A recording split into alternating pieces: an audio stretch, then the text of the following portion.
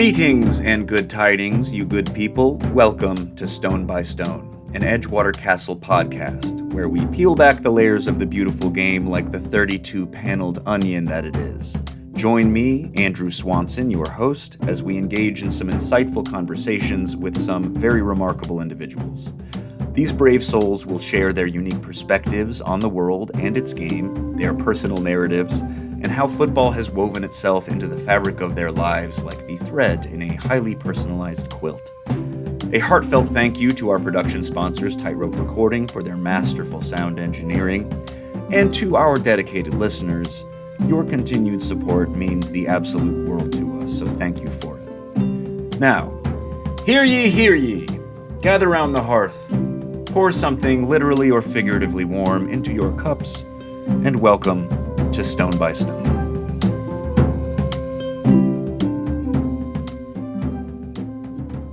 Ladies and gentlemen, welcome back to Stone by Stone. I'm your host, Andrew Swanson, and I am very pleased to be joined here today by my good friend, David Abidor. David, welcome. Thanks for having me. Thank you so much for being here. I understand you're only recently back in the city from foreign travels. Yes. We're gonna get into that in a little bit. As is tradition here at Stone by Stone, we like to let our audience learn a little bit more about you that they may not know already. So why don't you tell me a little bit about your sort of upbringing, your family, growing up? Start off, where'd you grow up? Yeah, so I grew up Lincolnwood area, Tui in California. I guess that's not really Lincolnwood, but Close enough. I know what you mean. Yeah. Northwest. Yeah, my parents moved here in 91 from Ukraine. And then we were packed in a little home between my dad, my mom, and all my grandparents. And we had a 2-bedroom apartment, super small, but we made it work. And parents came here speaking no English, so that was an intro to America for them. But they kind of made it work. They came for the American dream, and 33 years later, they're thriving, and they've given me an opportunity to grow up in a first world country, to experience opportunities that they didn't particularly have. So, it's been definitely a blessing. Awesome. So that's like very not too far away from here, where you grew up, and that's like a pretty common, not obviously specific to your family, but like this part of Chicago feels like a place where a lot of people have that story, right? Of like leaving somewhere else to come pursue that American dream here. Did you grow up in the household, and did you feel sort of split between those cultures, or did you feel like just like a normal American kid growing up in Chicago? Yeah, definitely not a normal American kid growing up in Chicago. My grandma taught me to speak Russian growing up, so I didn't really start speaking English until I went to preschool, until I was about 4 years old. So it was strictly Russian at home. My friends were all Russian, so I didn't really have much of that exposure. Yeah. When I was about 5, my parents signed me up for a local JCC. That's where I kind of first started playing. So that was my first exposure to American English speakers. But, it was very Soviet-esque in the household. Yeah, got it. So both sets of your grandparents were living with y'all. Yeah, in the 2-bedroom apartment. So originally, kind of going way back, my aunt moved here from Belarus with her husband, and through the process, they were able to bring immediate family. So my dad came first, and then my mom came. Then I was born, and then when I was born in 92, that's when my dad's grandparent or dad's parents came over, and then after that, my mom's parents came. Awesome. So it wasn't everyone at once. It was a slow little wave. Got it. I have just because I'm like a dumb American, my immediate image is Charlie and the Chocolate Factory with all the grandparents in the one bed. So yes. I imagine it wasn't quite exactly like that, just like, stirring laundry and so on in the living room. Yes. But so you were introduced to soccer through the JCC. Was soccer a part of your family's life at all prior? Yeah, so my dad played professionally back in Ukraine. Got it. He played for, I don't even know how long, talks about it seems like forever. Yeah. My dad's, if for the people that know my dad, that don't know my dad, he's got a mustache and it's very prominent. So He's never shaved his mustache, so I don't really know how old he is in the pictures that he shows me. Wow. So it feels like he played forever. Yeah. So, but no, that was my first experience playing at the JCC, and my dad kind of pushed me into that. I wouldn't say I had like the typical American upbringing with soccer or with sports. I just played soccer. Yeah. Didn't get a chance to play any other sports. Yeah. So yeah, soccer was my life from a young age. I kind of started to dabble with basketball. I was confused at what the hoop was at the park. Of course. Initially, I thought you had to go underneath the hoop. Sure. But then growing up in the Michael Jordan era, Right. watching the Bulls play, I figured out that you had to get it over. Yeah, once you saw him up in the air like that, you were like, exactly, oh, he's got to be going that way. Yeah. Exactly. Yeah, otherwise it wouldn't be as impressive, No. you know? That's amazing. Was growing up in the Jordan era as like all-encompassing as it seems like it would be? Because I grew up not in Chicago as a kid, and like the Jordan era was a thing for everybody, you know? Like, what was it like, just out of curiosity? Yeah, from what I can remember, I mean, I'm a huge Bulls fan to this day. Yeah. Even though they're not doing too great, Yeah. I'm a diehard fan. So I'll stick with them through thick and thin. But yeah, I remember I was about 6, 7 years old. My dad took me to a Bulls Mavericks game at the UC, and it was an absolute electric atmosphere. And yeah, that was like my first intro to another sport. And yeah, from there, obviously, once MJ left Chicago, I fell in love with the Lakers, Kobe, Shaq, that whole era. So yeah, basketball has been my favorite sport to watch outside of soccer. Yeah, that's awesome. When did you, as like a young player, when did you sort of start to realize like, A, I might be pretty good at this, and then B, like, I want to take this very, very seriously? Was that immediate, or did it take a little while? I mean, I knew from a young age I wanted to do this forever, for as long as I could. Growing up, I wasn't the most talented player, but I loved playing the game, and I always had fun doing it. And I was always kind of the middle of the pack, but I kind of stuck through it and navigated through all the different opportunities that I had. And it wasn't until I moved to the suburbs to Glenview that I got exposure to some top coaches. So that's when I really started to love the game. But then I kind of was stagnant for a couple of years, and yeah, we'll get to it later. But I went to Shattuck St. Mary, so that was kind of my first intro to living away from home, and that's when I really thought, okay, I can do this. Yeah, absolutely. When you moved to the Burbs and you started to get introduced to more serious coaches, was that at the club level? Yeah, so I played for a local club called Chicago Wind. At the time, Hristo Stoichkov was a big owner of the club. So my first travel coach was Dennis Hamlet. Yeah. So I had him for a year and a half, and then my second coach was Frank Kopas. So Okay. and that was in the era that the Fire were winning everything. So I wasn't really aware of what the MLS was at the time. I just knew about European soccer.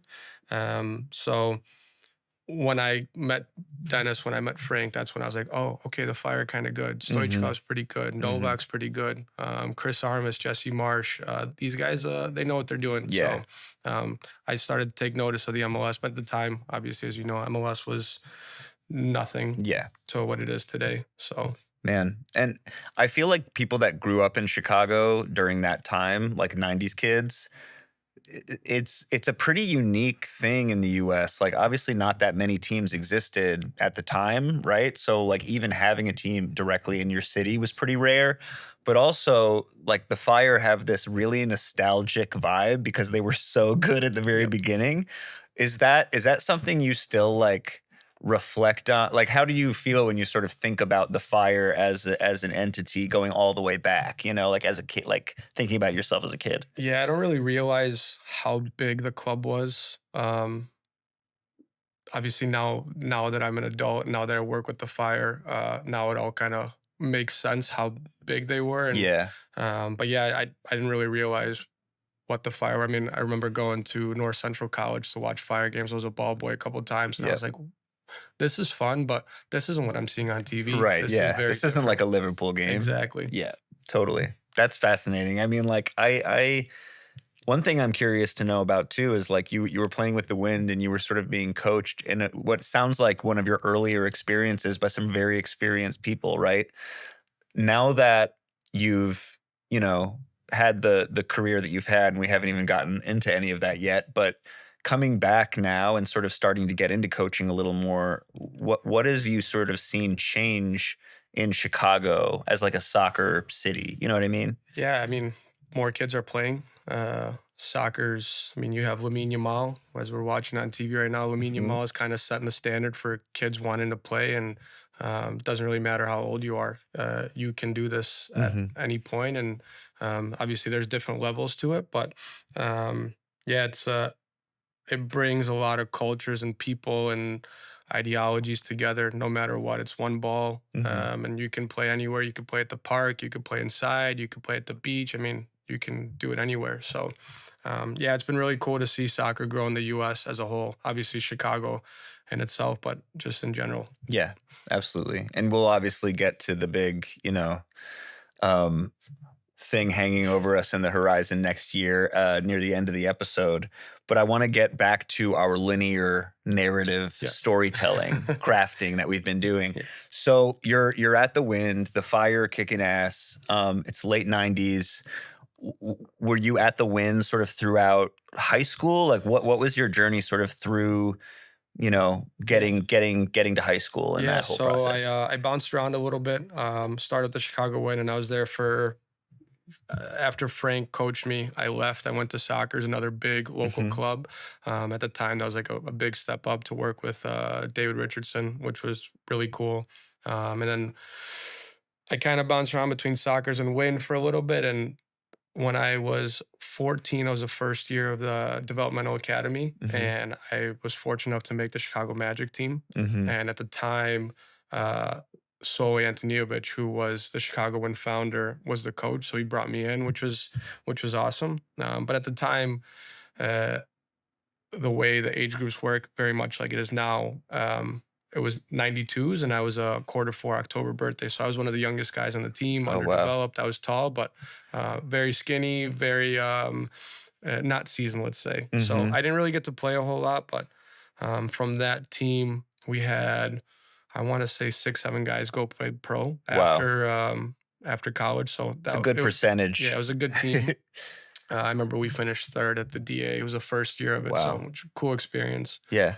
To be, playing with those top players. Absolutely. And so was it at that same kind of time that you said you went to Shattuck? Yeah. So after that year, this was a U15. So I was a sophomore in high school at the time. Wasn't getting minutes. Didn't feel like I was being challenged, but I didn't think I was in the right environment. And I took a visit to Shattuck St. Mary's in Faribault, Minnesota. And Tim Carter, the director at the time, really liked me and gave me an opportunity to go there. And I remember my mom was not too keen on me leaving home, moving away 7 hours from Glenview, but she wanted me to pursue my dreams. And yeah, that's kind of where I think I took a big step in the right direction to where I wanted to be. So yeah. That's awesome. Did that mean that you sort of left club to do high school soccer basically for a little bit? Yeah, so Shattuck was a little unique in the sense of it was a high school team, but we didn't play high schools in Minnesota. We were a club team. But in the fall, since we were high school, we didn't play against other high schools. We'd play against D3 and NAIA schools in Minnesota. Oh, wow. So that was a good experience to just playing against grown men. Yeah. As you know, NAIA and in particular, you have, 22 to 26-year-olds. So as a 16-year-old playing against guys like that, the speed of the game was much different. So that definitely prepared me for the college game. Yeah. So that period of time was like super important for your transition, like as a player and person, just like 14, 15-year-old kind of. Yeah. I mean, I didn't really know. I was never the best player on any team that I played on. I was a role player, but I always brought leadership. I always brought passion and the element of competing. So, but I didn't really know what that meant until I left home. Yeah, no, totally. So then from there, did you get immediately sort of starting to think about college, obviously, was college soccer an immediate part of your plan? Did you start talking to coaches early, or what was that like? To be honest with you, I had no idea. Yeah. Obviously, my parents had no idea. They knew about the American dream and they knew college was important, but they really didn't know where to start. Hmm. So obviously, very grateful to Tim Carter, who kind of helped guide me through the whole process. Again, I didn't really know who the best teams were. My family couldn't really afford for me to go to college, so I had to go somewhere where I was able to get the most scholarship. Yeah. So I picked University of Dayton, great school. Hmm. Definitely enjoyed my time there. Hmm. The Yeah. Flyers. The Flyers. Yeah. Yeah. And then, if I'm not mistaken, you then went to another D1 college program that rhymes with the first one. Yes. Yes. I went to Creighton, so I did 2.5 years at Dayton. Yep. Enjoyed my experience. It was awesome. Met a lot of awesome people there, both on and off the field. But again, similar to my experience here, I felt like I was being held back a little bit. Hmm. And I remember, after every year, I was like, is Dayton the place for me to Hmm. take that next step to becoming a pro? Yeah. And, I thought there was as a freshman, as a sophomore, maybe there's a bit of immaturity. But after my junior year, I was like, okay, I'm ready to make a jump to Yeah. a top program. And Yeah. Omar Bolowich was the coach at the time. And again, Tim Carter helped facilitate that. And I went to Creighton. So I went from having a full ride to Dayton to taking no money and being a walk-on at Creighton. And I Ooh. took a bit of a gamble on myself. Yeah. Um, and things worked out. We had some players leave, and before I knew it, I was playing in an Elite Eight game at Morrison Stadium, and it was surreal. Full That's stadium. awesome. Yeah, That's so cool. yeah. So would you say your overall experience with college soccer positive? Did you like have a good time at college or at doing soccer in college, or was it still sort of a weird foreign idea? Yeah, In- it was fun. But my problem with college soccer was it was only August till October, Yeah. November. Yeah. So It's a tiny window. yeah, and I quickly learned that from the second semester, from January on, there was no real element of the game. I didn't really have anything to look forward to. Yeah. The spring games were meaningless. Hmm. I know the coaches try to amp us up to play, but at the end of the day, it's different when you're not really competing for a championship. So Yeah. it was really hard to fathom that idea. Hmm. That makes sense. And I talked to a lot of people on the podcast about college soccer as like a cog in our machine here, and how like doesn't totally fit into anything else. Like No, it doesn't, none of no, it all really no. fits together, right? So that's an ideal as a like culture nationwide. But I think like there is some real value, and I'm sure you know this better than me, that like college is a great place to get educated, learn stuff, learn sort of more adult social cues and things like that. And just being in college is a positive thing that I think a lot of pro athletes, when they're done with their careers, maybe have less of that than they would if they attended college and played soccer there. But I think like as a nation trying to get better at soccer, it's hard to see all these cogs that don't really fit with the other ones. Yeah. So yeah, I mean, I just find that really interesting. Before we take a quick break, we're gonna, after the break, talk about your sort of jump to pro soccer and how you've spent time in that. We're gonna talk a little bit about coaching and your experience and very recent successes as a coach. And then we're also going to talk a little more like theoretically about soccer in general. Before we do that, though, what is your sort of, up until this time in our linear story, what was your sort of favorite memory playing soccer from either your, childhood, high school, college? Yeah. That's a tough one. I would say my favorite memory is I look forward to every Sunday. My dad's friends, they would all get together up in Northbrook at Wood Oaks Field, and we Mhm. would play every single Sunday. It was a 9 a.m. sharp. We had to be there, and I was always the youngest guy. It was guys that were between 30 and 50 playing, and Yep. most times hungover after a night out on a Yeah. Saturday. So, but that was kind of my moment to shine with adults. And Yeah. I always thought when I was 9, 10 that, you know, I didn't know if I was actually that good or if they were that bad. But as I got older, I was like, okay, I can compete against these old guys. Like Yeah. it's this is this is competition, and they never wanted a little kid beating them, so Yeah, that yeah. always upped up their game as well. So Yeah, I no, it was bet. always fun. That's amazing. And I love that answer because like you've obviously played at some pretty high levels and had some big experiences in stadiums and so on. And like that being your favorite Yeah. is very telling. I love that. Well, great. Beautiful answer. We'll be back in a couple minutes after a quick word from our sponsors. Ladies and gentlemen, don't go anywhere. We'll be right back. Thanks so much. Ladies and gentlemen, welcome back to Stone by Stone. I am still your host, Andrew Swanson, and I'm still joined here by my dear friend, David Abidor. David, thanks so much for being with us today. Yeah. So we have been talking about your journey through the game of soccer and throughout your life, and we left off on playing in the Elite Eight in college with Creighton. After that, you made the jump to play professionally. So talk to us about that transition period between college and playing pro, and then sort of paint a picture for us of what that was like as a new experience for you. Yeah, it was definitely a wild ride. I don't think I ever got the right guidance or had the right mentor to really guide me through what that was going to look like. So ended up losing to UMBC in the Elite Eight, and I was like, I'm going to get drafted, hopefully.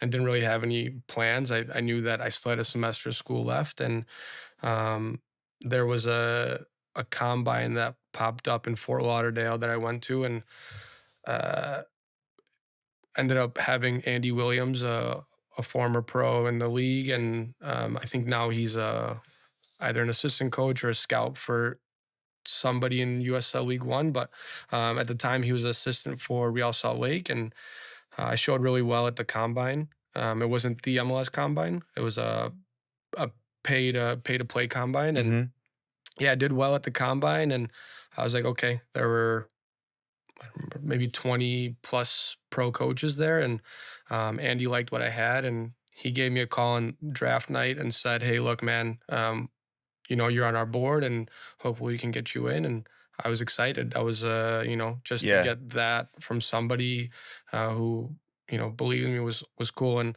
unfortunately, I didn't get drafted. I was pretty bummed out, but I remember I was sitting at a bar with a teammate of mine who also thought he was going to get drafted, who didn't. And I got a call from Andy, and he was like, "Hey, we're going to invite you in for preseason with Real Salt Lake," which was, I was over the moon with that. So yeah, I ended up going to preseason with Real Salt Lake, and it was cool.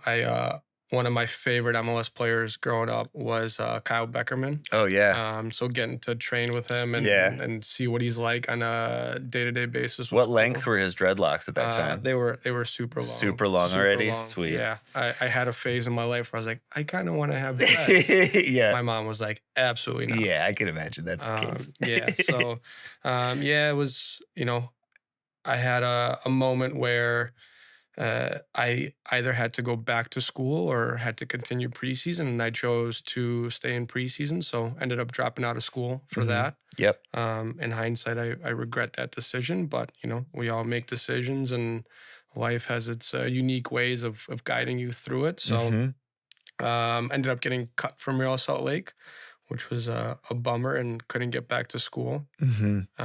So from there, I ended up picking up an agent who, oddly enough, was another Fire legend, Damani Rolfe. Oh, wow. Andy Williams had set me up with Damani, and Damani set me up with the Tulsa Roughnecks. So went down to preseason there, and it was their first year, so it was a little chaotic, as the USL was at the time. And I was there for a couple of weeks, did really well, and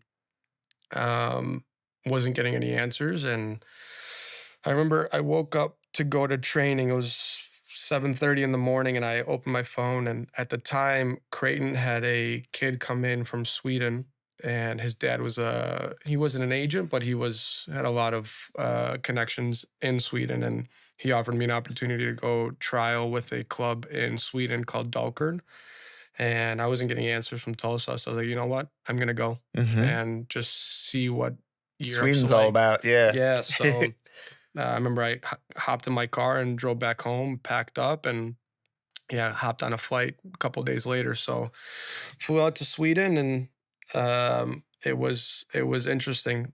The minute I landed there, we went straight to the office, and they had me sign a contract. So I didn't even do a proper trial. It was, Wow. yeah, they took the weight of the my contact there, and yeah, it was a it was surreal to sign my first deal, especially in Europe, growing up watching soccer in Europe. Yeah, of Knowing course. that this is kind of you know, where I want to be, but things don't always work out the way they should. And through the first half of the year, I played maybe like 2 or 3 games, and was feeling a little bit homesick. Obviously, I was missing second semester. Everyone was having fun back at home, and Yeah. I was like, I really want to get back home. So I stuck it out through the half year.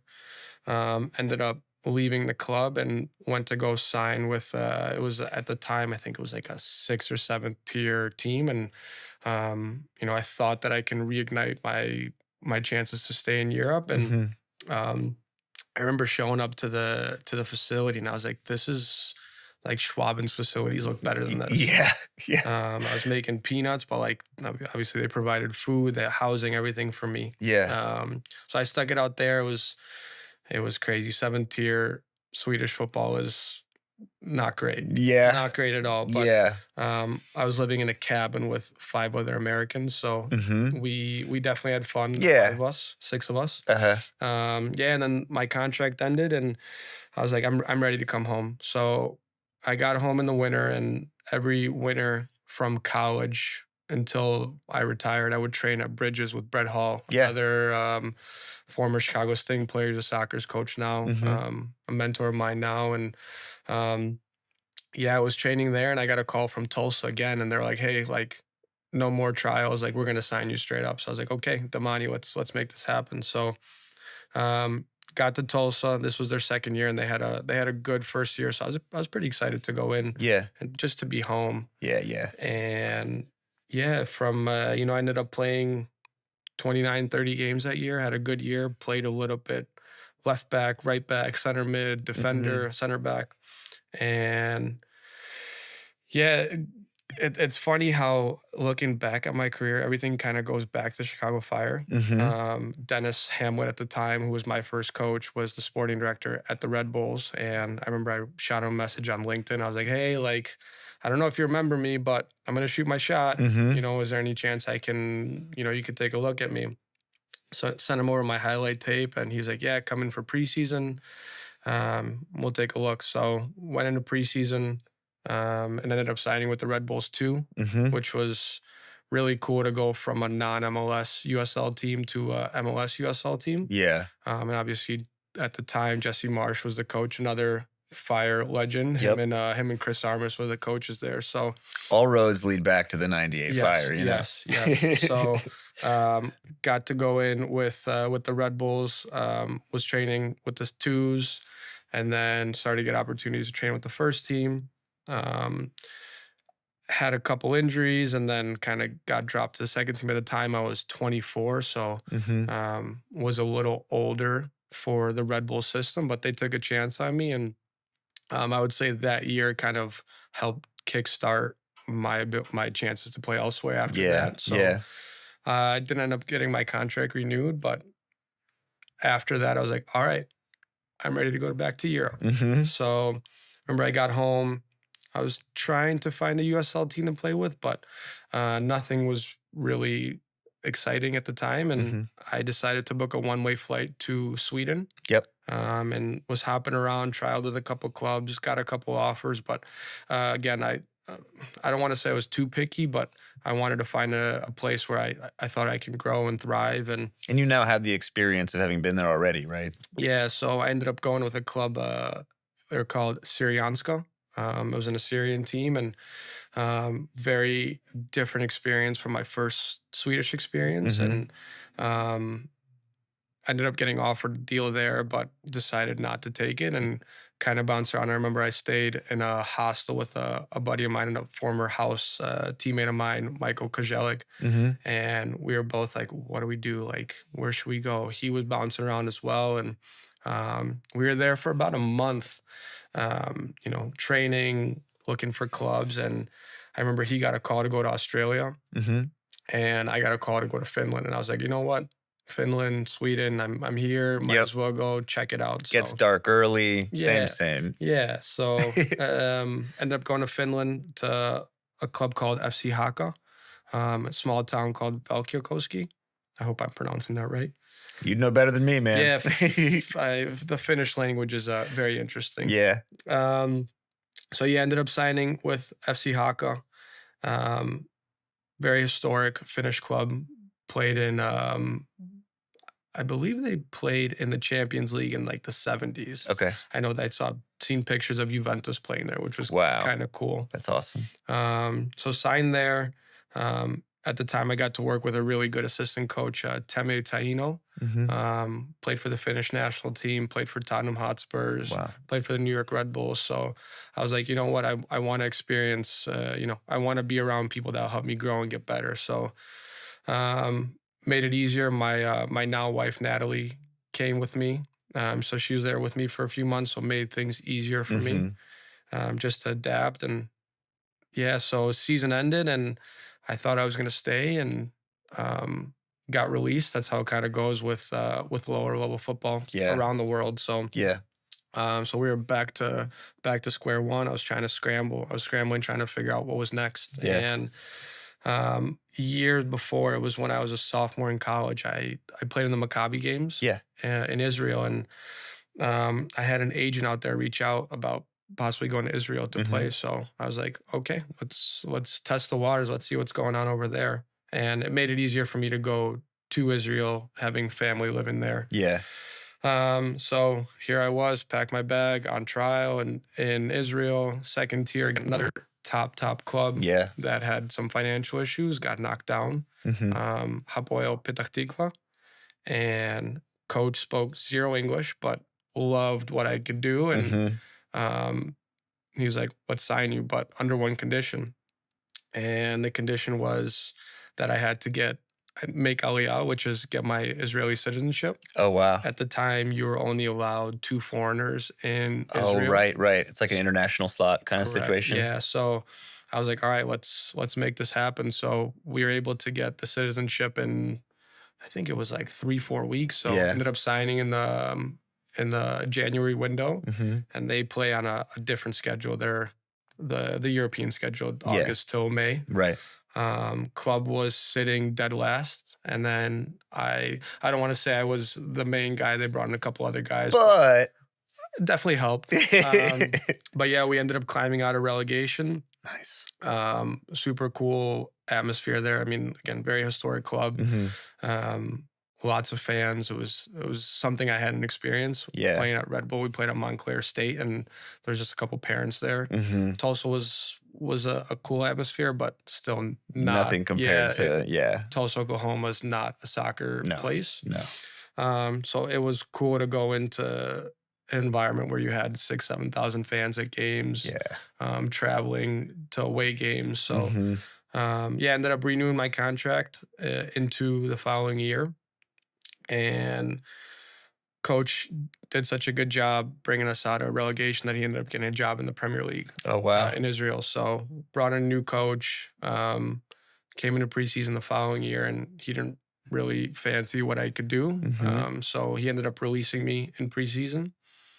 Luckily, I was able to find another club in Israel. So it was interesting. I went from a historically Jewish club to a historically Arab club. So it was one country, but it was very interesting to see how there are 2 different big ideas and cultures there. So, of course. So I ended up signing with Hapoel Ben Elod, and I was there from September until November. And between that window, I had 4 coaches. It was insane. It was A washing machine. Every day you never knew what to expect. And when the fourth coach came in, he really didn't like me. And it's not something American players experience here, but he wanted me out so bad that he wouldn't let the equipment manager put my training kit out. So I had to come to training every single day and sit and watch. And that was kind of his way of weeding me out to drive me crazy. You got the Beckham treatment at Real, huh? I got the Beckham treatment at Real. Yeah, and I was like, this is not why I'm here. I'm away from my family. This is not enjoyable. So ended up getting released in November and was bouncing around trialing, and I had a club lined up. And at the time, I got a call from an agent in the U.S. to sign with the Oakland Roots. Yeah. And this was in 2019 going into 2020. And I was like, do I stay in Israel with this club here or do I come back to the U.S.? And I said, you know what? I'm ready to come home. Like, this has been a pretty miserable experience. I'm ready to come home, kind of be closer to family. So February, I ended up signing to go to Oakland. And at the time, they were playing Nisa. Yep. And big names at the club, Jack McInerney, who was played for the Philly Union, Nana Takora played in the MLS. So we had a really good team in Oakland. And I got there in February, and on my flight from Israel to Oakland, it was at the time COVID started. We started to hear rumblings of COVID in the news. And I was like, this is just another scare. And sure. I remember flying and people were wearing masks, and I was like, this is kind of strange. Yeah. And touchdown in California, and the first thing I saw on my phone, on my Twitter, was Kobe had died. Oh. Yeah, and I'm a huge Kobe fan. And I was like, this is like kind of crazy. Coming to California, Kobe Bryant just died, like freak accident. Mm-hmm. So fast forward to my first day, training was great, everything was good, and about 2 weeks in, you start hearing more rumblings of COVID, and before I knew it, we played one home game, it was one home game, and then the season was shut down. We all ended up going home, so that was weird. Yeah. That was weird. No kidding. What a journey, man. Yeah. So you went back and forth between like multiple countries over the course of multiple years. You get to Oakland and then COVID hits. Yeah. So what was your COVID year like? Yeah. So I ended up coming home. It was very interesting. My family was still working during COVID, and obviously my parents being immigrants, they needed to make ends meet. They didn't have these lavish jobs. And I remember my dad and I, every morning, we'd wake up at 8 a.m. and we'd go do Instacart from like 8 till like 3 p.m. Yep. And then after that, I'd go out and I'd just train from 3 to 6. And that was kind of my routine every single day. And then we'd come home and play backgammon for the rest of the night. It was cool. It's old school. Yeah, it was cool. And then obviously, once all the restrictions came down, ended up going back to Oakland. So we were training, and we went down to Newport Beach for a little preseason. And originally we were supposed to go down for 1 week, but ended up being there for about 4 weeks because of the forest fires in the Bay Area. Wow. So it was cool to be in the LA area. For about a month. So I don't feel like I really got to experience Oakland. Right. For understandable historical circumstances. Yes. And then after that, ended up doing the bubble tournament. The NISA tournament in Detroit. We ended up losing in the final. That was a crazy experience. I think we played 6 games in like 11 days. It was something insane. Wow. Lost to, I think it was Detroit City in the final. And I thought that I was going to stay because at the time when we were in Detroit, there were rumblings of us going USL Championship. And I was like, cool, this is like a blessing. I came back to the U.S. and, Oakland's investing all this money into the club and really good people. And coach had reassured me that he was going to keep me. And I was like, okay, like I'm gonna ball out. I'm gonna enjoy this experience. Ended up playing every single game of every single minute, every single game in Detroit. Got back to Oakland, and my first meeting back, walked in the office, thought I was gonna resign, all confident and comfortable, and he said, "Hey, like we decided to go in a different direction." So I was like, "Wow." I just left Europe, came back here, had a great year. This seems very cruel. So came home, was very frustrated because I thought I had a good year, but the issue with soccer, especially in the US, is that it's very hard to move up once Yeah. you go down. So Yeah. finding a club in the USL was very hard at the time, especially being almost 30 years old. So yeah, I got a call from Drew Connor, and he was like, "Hey, let's Chicago House is starting up. CJ Brown, another Fire legend, is gonna coach. Like, what do All you think roads about lead this?" back to the Yeah, fire, so you know? yeah, I called Damani. I was like, "Hey, what do you think about this?" And he's like, "Yeah, it could be a good opportunity." So, ended up signing in Chicago with the house, and yeah, it was cool to come home and play with all my friends, and Yeah. obviously family, being able to be around, and being able to play at SeaTac for a third tier team was unheard of at the time. Yeah. So yeah, I ended up playing for CJ, who was, I definitely credit him for me getting into coaching. Yeah. I saw how hard he was working, and I definitely think he inspired me to continue down this path. Yeah, and unfortunately, we ended up falling out from Nisa. So yeah, season ended. Everybody got released, and felt like I was back to square one. And at the time, I was like, look, it's been tough to go every single year, new city. I can't keep doing this. So got into coaching while I was playing various places, especially more so in the US than in Europe. Ended up coaching for Kicks while I was playing with House. And yeah, that was kind of my intro to coaching. Yeah. And yeah, Nate Boyden gave me an opportunity to come in with the youth club. And yeah, that was kind of my transition. So now you what license do you hold again? So I got my B license last June. And that's like a process. That's not like an online course or two. That's like a heavy thing. I would say I'm fortunate having the experience that I had playing. Yeah. Got to bypass the C. So I took the C during COVID. Yep. Because I knew I wanted to stay in soccer once I was done playing. So yeah, definitely not easy, especially starting at the C, because it's one thing to play the game, it's a different thing to teach the game. So that was eye-opening for sure. Yeah. What was sort of your first moment where you thought, like, as a player, working with a coach or being at a training and being like, all right, I think I could actually do this? Yeah, I remember I butted heads with CJ a lot. Oh, yeah. We talked about it the other day. Yeah, it was just like, I was always curious, like the whys, like, why are you doing this? And obviously every coach has his ideas, and whether they're right or wrong, it doesn't really matter. And now that I'm a coach, I kind of see, you have your ideas and you want to instill it in the players, and you want to be confident in what messages you relay. So yeah, that was kind of like my opportunity to kind of start to,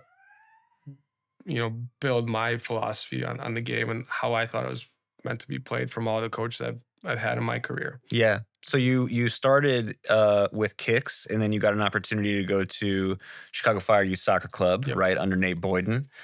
Shout out to Nate Boyden. Now at Wisconsin, right? Yep. Go Badgers. And yeah, you were there for how long? Not super long time, right? Like a couple years? I was there for 2 years. Okay. So I started as a Sparks coordinator, which I oversaw the under 6 to under 8 program. So I was about 80 to 90 players. And then I also had 2 teams. And then my second year, I no longer had that role. I was a U10 and U12 coach. Right. I kept those teams from the previous year, so kind of did the 2-year cycle with them. And then a contact of mine, Patty Hop, who I'd met through the soccer world here in Chicago, was the he got the job from Olivet Nazarene. He got the job at Roosevelt, and he brought me on to be. At the time, Roosevelt was NAI. He brought me in to be an assistant, and I'd always wanted to work with older players, and I got to experience little kids, and now I got to experience the adults. Yeah. Per se, I wouldn't say the college kids are always adults, you know. Yeah, more so in body than mind and spirit, maybe. Correct. Yeah. So you're getting the experience through the Fire Youth Club. You're getting the experience of working with older kids through Roosevelt, which is now D2, right? D2 now, yes. Awesome. When did the opportunity come for you to make the jump to the academy? Yeah, so Cedric was the academy director at the time, and I remember there was a change. Gary came in, Gary Lewis. Shout out, Gary. Hey, what's up, Gary? And we had some mutual connections through, obviously, Soccer World Small. Yeah. And I remember the season ended, and there was a posting for an academy position. I was like, you know what? I'm going to shoot my shot. I'm getting my B license. I'm qualified. Why not me? So, yeah, just, did my interview with Gary. It was kind of a crazy experience. I was en route to watch the Euros, and I got a message from the club that they wanted to do the initial interview, and ended up doing the first interview on my way to a Taylor Swift concert at Wembley at a McDonald's, because that was the only time that I could do it. That's the title of this podcast episode, by the way, what you just said. Go on. So I met with HR, kind of went through the initial screening process. And then as I was leaving Europe, Gary had sent me an assignment to essentially do a scouting report and present it when I got back. Yeah, and then shortly after, it was, I would say, me getting the position was happening in like a span of 2 weeks. Yeah. So it was, everything happened so quickly. That's awesome. Yeah. How long ago was that now? How long have you been? Yeah, so I started in August, so about almost a year in. Yeah. Yeah. How have you noticed? So you obviously had a lot of experience as a kid, sort of coming up in a system and in a pretty elite youth program. How has the Fire's recent, reinvestment and the new facilities and all that, like, what impact do you think that's going to have on the kids that are going through the Fire Academy now? Yeah, I mean, I know like the Fire kids growing up never had that. So just, I mean, the facilities are state of the art. They have everything, beautiful weight room, 3 beautiful turf fields that overlook the first team field, which is, I mean, for the kids to walk out and see the grass field and envision themselves playing there one day is, that's my idea of, kind of holding the little piece of cheese in front of them, to kind of get them to go there. So yeah, I mean, you kind of see it not just with the Fire, but just with all soccer in the U.S. of, a big investment in youth soccer. And, I know the U.S. maybe hasn't done too well on a national level, but, we're producing top players, and I have no doubt in my mind that, the U.S. will be able to compete in the years coming forward. So, but yeah, the kids have all the resources, top coaches, anything they need, they have at the club. And yeah, that was not something we had growing up. Yeah. No. Doesn't seem like it. No. So with your current role, you just got back from Europe. Yeah. Right. Yeah. So what's your current role at the academy? Yeah. So it's been kind of a crazy year for me. I came in working as an assistant coach with under 15, so the 2010 age group, and I got placed with Ross Brady, and honestly, for me, one of the best youth coaches in the U.S. that I've seen, and yeah, got to learn from him in the fall, and you could tell he was a special coach. And, when the season ended and after the fall season, he got the job as the under 15 men's national or boys national team coach. Right. And yeah, it was, I felt obviously happy for him, but I was kind of bummed out that he was leaving, and he was someone that a mentor to me. So we ended up hiring a coach from U19s of Villarreal, Mario. And yeah, it was at the time of elections were happening, and I'm not too well versed in the visa situation, but yeah, he signed his contract in January, and I thought he was going to come in, shortly after, but he ended up coming in only a couple weeks ago. So it was about a 3-month period where I got to be the interim head coach, and yeah, that was not an experience that I thought I was going to have in my first year of academy coaching. Yeah, no kidding. Definitely a lot of ups and downs. I learned a lot about myself in that little window. And then obviously Mario coming in, a guy that coached at Villarreal. He's coached, a guy like Nicholas Jackson who plays for Chelsea now. So yeah, he's come in with a lot of different ideas that I would say American coaches don't necessarily have. But Spain's, for me, one of the best countries in the world in terms of developing players, and obviously they're winning on all levels right now. Yeah, speaking of Spain's future, Lamine Yamal's tearing it up as we speak right now on the screen over there. I'm going to compliment us both for being very professional and not overreacting to what's happening. We've done a very good job. So tell me about your trip to Italy. What happened? What was that? Yeah, so Gary told me it was shortly after we got back from the winter break that we got accepted to play a tournament in Naples, Italy. And I was like, that's amazing. And then about a week later, he's like, yeah, you'll be playing against like PSG and Napoli, and Man City will be there, and Flamingo will be there. And I was like, oh my God, this is amazing. Yeah. To see what kids are like abroad. And yeah, as time kept going on, Mario wasn't coming in. So I was like, oh, snap, I'm going to be leading the helm. I don't know if I'm ready for this. And, in hindsight, I feel like I'm ready now. But yeah, it was he came in and definitely injected some energy into me. And, I think we've done a good job of working together as a pair. Obviously, he doesn't really know the players, and Spanish kids are a bit different than American kids. So I've helped him on that front. But yeah, just we got to play against 2 local Italian teams, played PSG in the 3rd game of our group. And, PSG, one of the biggest clubs in the world. Yeah, I heard of them. Yeah. And boys came out firing on all cylinders and ended up beating them 2-0. Ended up winning the group. And I saw that on some viral Instagram posts. Yeah, it was when we got into Naples, everyone was like, what is Chicago Fire? This is you guys play soccer there? Yeah. First game we won 4-1 of the group, and people were like, okay, like you guys are okay. Won the second game, started getting some honorable mention amongst the kids that were at the games, the Italians, and obviously they know football there. And after the PSG game, it was like these kids were like rock stars in town. That's got to be so cool. Yeah, they were walking in, and kids are asking for their jerseys, autographs, pictures, and it's cool for the kids to be able to experience that.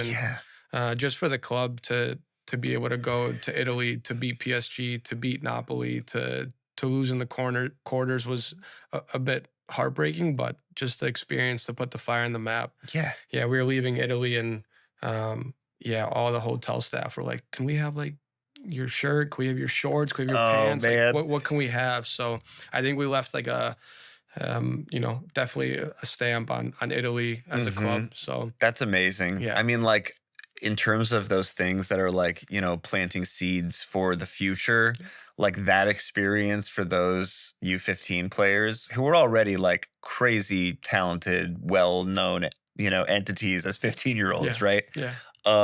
That's gotta, like, that could just pay so much dividends in the future of just having gone out and balled out against PSG before the age of 16. Totally. That's amazing. Yeah.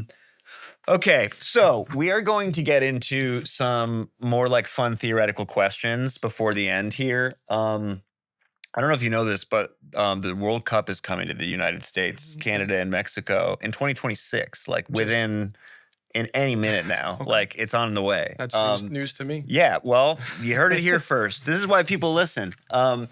So what are your general predictions about how you think the tournament is going to go? Do you think it's going to be super successful like the 94 World Cup? Do you think it's going to be like there are going to be things that because of like social media and just things being a different world now, more teams, etc. Do you think it's going to be a little bit of a disaster, or do you think it's going to be awesome? What are your how do you think it's going to go? Well, obviously I was too young in 94 to really comprehend how big the World Cup was, but if I can only imagine from 94 to when I was, 10, 12, 15 years old, soccer blew up in the US. Yeah. So my thought is that it's just going to blow up even more now. Obviously, whether the U.S. do well or not, I think that's to be seen. But I think soccer is going to take a big step forward in the U.S. After that. Who do you predict to win? I mean, that's a tough one. I know. I don't know. For me right now, Spain's the best team in the world. Yep. Player for player, they have so many top players, but I do think there are going to be some surprises. Just being at the Euros last summer, just seeing a small country like Georgia do as well as they did, couldn't put it past me that you won't see surprises like that. Morocco in the last World Cup, right? Yeah, no, that's true. There's always, and because there's a bigger pool, it's probably like you never know where they're going to come from in this next one. That's a good point. Who do you think is going to have the Golden Boot?